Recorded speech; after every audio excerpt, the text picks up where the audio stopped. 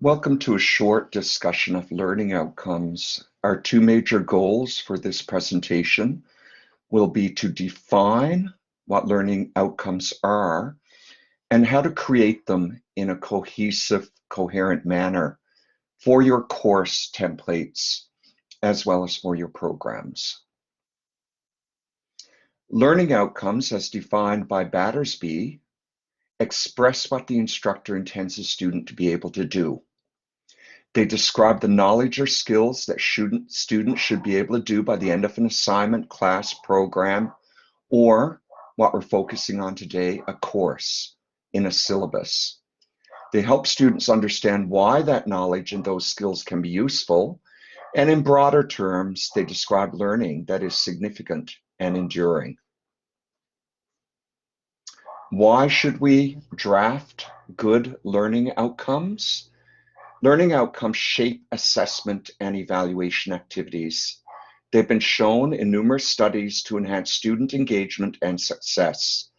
They also help us as educators and professionals to reflect and connect our courses to our programs, our disciplinary standards, and they also have potential applications beyond the course.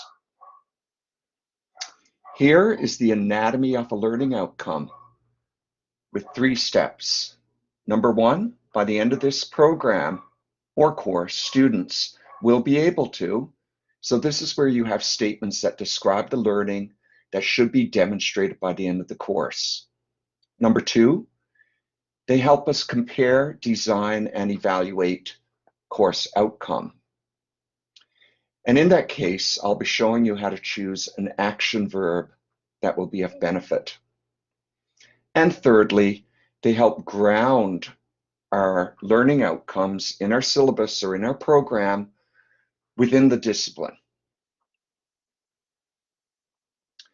Right here, you can see an effective learning outcome approach using backward design, which is familiar to many of you.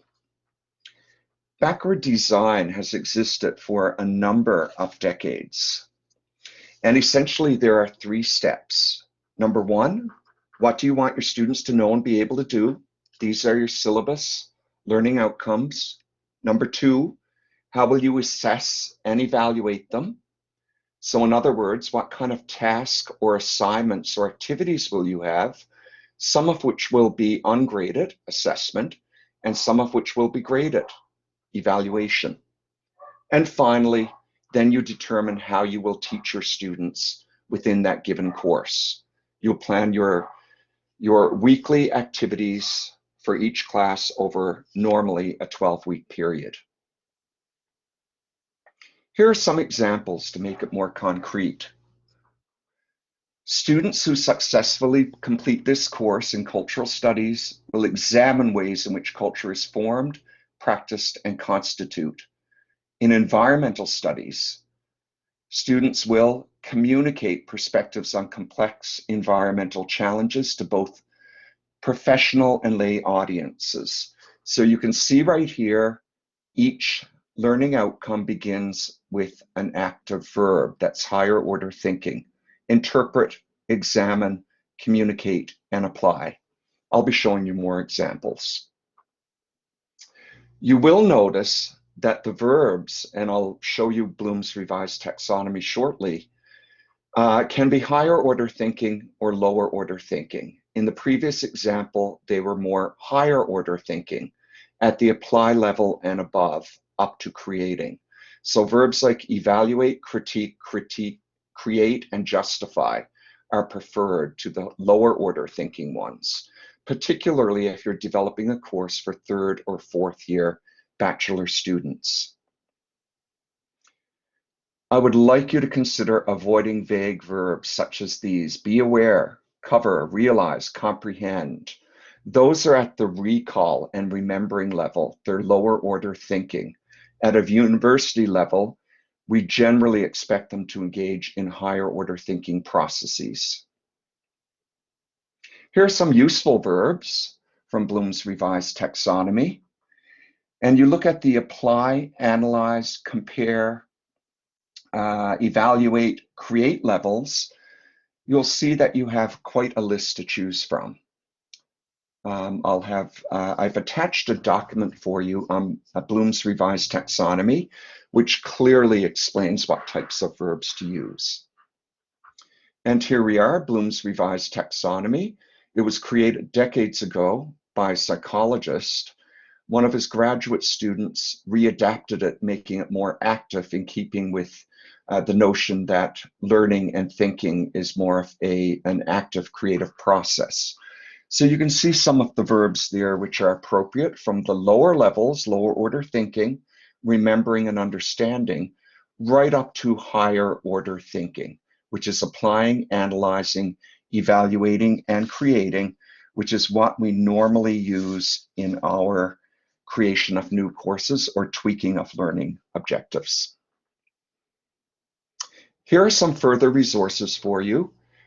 Come 2021, myself, Pat Mayer, Dan Walters, and Cindy are working on some documents that we can give you that will be more specific to Nipissing University. But in the meantime, you can Google learning outcomes at the University of Guelph or developing learning outcomes at the University of Toronto, or click on the live link and you'll see a number of resources, including step-by-step guides. Right here, I also want to mention to you, in keeping with our mission, vision, and value statement at Nipissing University, we are both endeavoring to provide quality education for our Indigenous students, as well as our international students and all others who come through our doors or join us virtually. Building a Strong Fire is a wonderful resource. It is created from the Indigenous Quality Assurance Standards in Ontario colleges, and you can see some inspirational words there by Sitting Bull. Let us put our minds together and see what kind of life we can make for our children. So when we're considering learning outcomes, whether it's at a university level, a program level, department, or in a new course or syllabus, I hope that we keep the inspirational words of coming together to try to improve the quality of life and learning for our students. I also have included a link for Building a Strong Fire in the references, and I've also included a live link for the Higher Education Quality Council of Ontario, who have created in a collaborative way for Ontario universities a number of learning outcomes at both the undergraduate and graduate degree levels. Here, just to reinstate our immediate focus, which is to create proper learning outcomes for our course syllabi or new courses. Our current template goes like this: students who successfully complete this course will, and then we have generally higher order at the applying level or above verbs such as identify and describe, identify, analyze, link, evaluate, and defend as germane to your particular course. I hope that's helpful.